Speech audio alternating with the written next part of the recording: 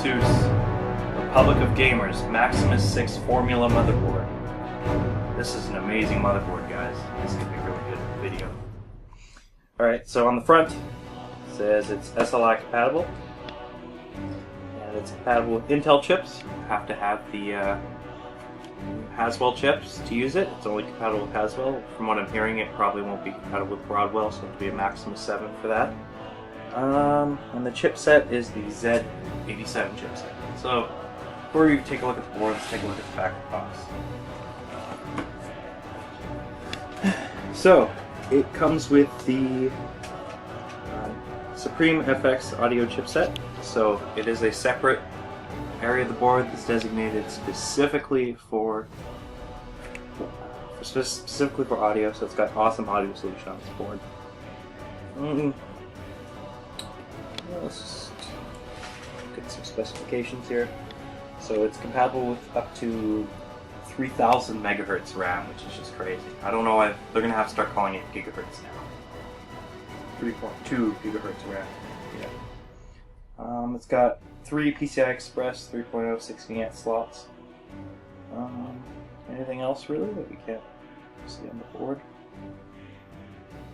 Nope. Alright, let's go inside.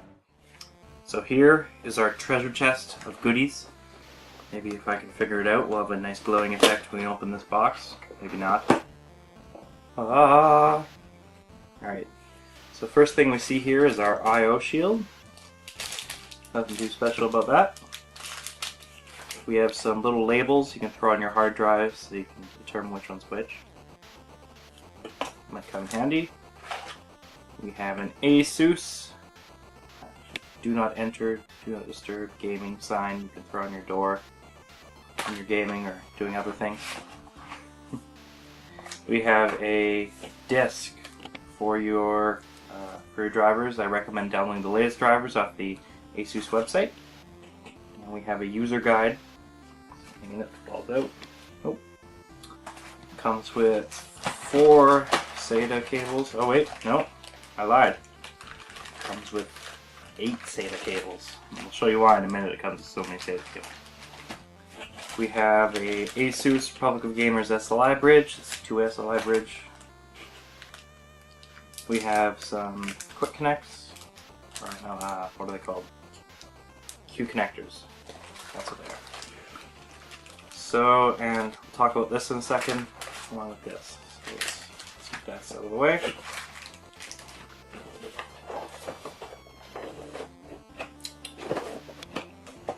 Alright, so let's open this first. Everything comes in anti-static bags. Alright, so this little piece attaches to the motherboard, and it's called the... So this is the MPCI 2 Combo 2, and basically what it allows you to do is you can plug this right into the motherboard, and you can have a little MSATA drive, I believe. Or it's the PCI, that's the new standard, right? The PCI standard for SSDs. So you can have one of those PCIe custom ones for these that I don't think any are out yet. There might be 1 or 2, but I guess we'll see them pretty soon. And you'll be able to mount them right in here, so you can just have another drive. It comes right in here. And then it also has your wireless, and that's what this is for. So we have a nice little antenna here, which I believe, I can open it, is magnetic, so you can clip it to the, or take it, put it on the side of your case. It spins like that, so you can either have it on your desk like that, and or take it and, nope, that's not metal. I was hoping it would be. Take it and stick it to something. And so yeah, so let's take a look at the motherboard now. So here we have the motherboard itself. So it's quite a beautiful board, as you can see. It's got the thermal armor on it. And we'll lay it down and take a little closer look. This might be a little bit of a challenge for cameramen, but we'll give it a go. So here's your slot. This is the 1150 slot. You can't put it at 1155 CPU or 1156 CPU. It has to be one of the new Haswell ones. Broadwell ones don't work either, so don't try and put one of those in there. You could fry something. even though it will be on the same socket, so don't do it. So over here we have the 24-pin connector in the ideal location. Up here we have a 8-pin and 4-pin CPU connector. You probably only need one unless you're overclocking like something really crazy, but I don't see it possible with the current chips they have out there, as they don't overclock that great. We have a Republic of Gamers logo right here. I believe it lights up. Let's take a look towards the bottom of the board here. So we have our front panel connectors, our USB and, is that FireWire? No, it's not. USB connectors for internal headers. Right here we have the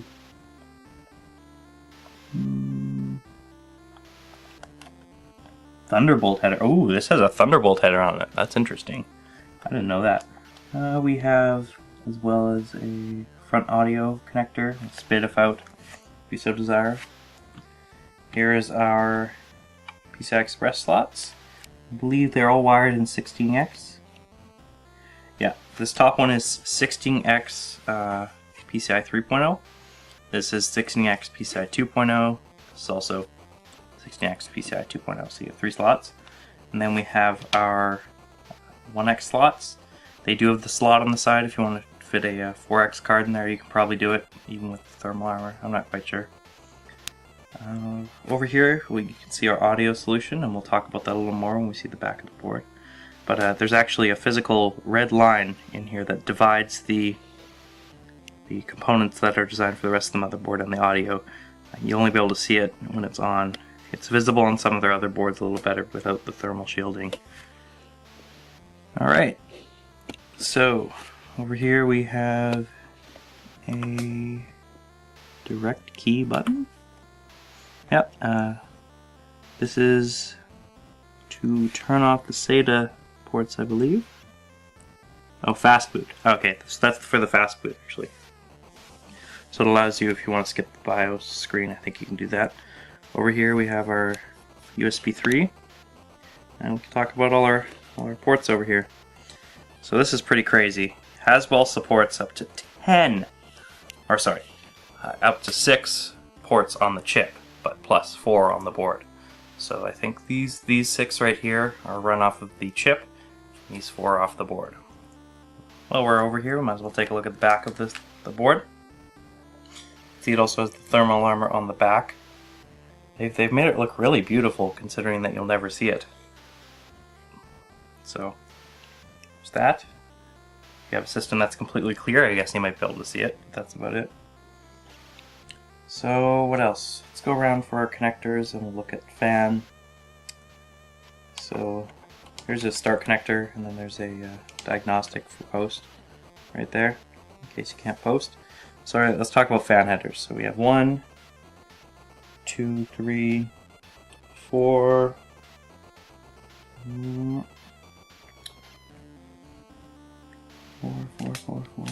5, 6. 6 total fans you can run off the board. Just double do my check.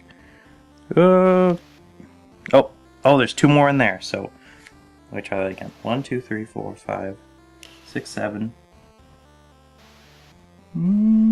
8, 9. 9 you can run off the board. You can run 9 fans off this board. Wow, that's crazy. So there's actually a couple of them. Nope, I think it's only 1 that are special.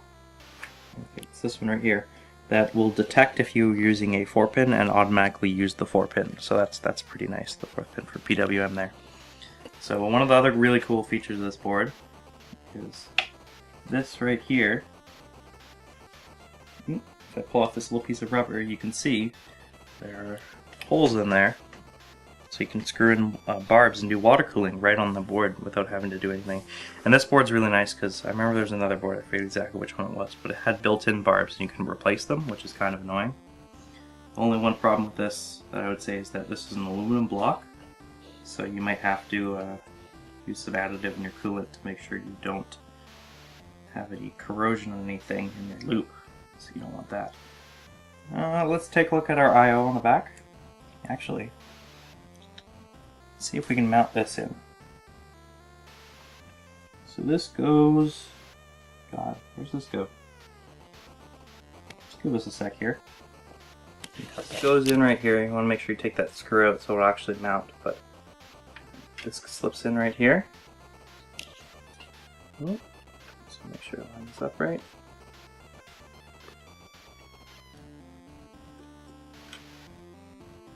There it goes. That's in there like that, and see there's a spot on the back of IO shield to mount these, so you can do that. So that sits in there like that. Alright, so let's talk about the rear IO. So at the bottom here we see we have our 7.1 audio out. We have a LAN connector. Let me just check. I don't know what the audio, the LAN solution is on this. Okay, it's just standard Intel LAN. The wireless solution on this, though, through that special connector there, is AC actually. So it supports AC, which is really nice. It's really, really fast. We have optical audio out, HDMI out, DisplayPort out,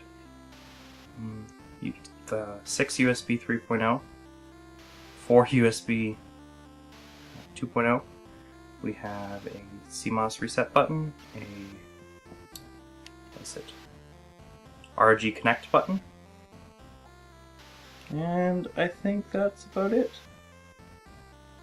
This board. I think we might have a 10th connector up here for a fan, so a total of 10 connectors.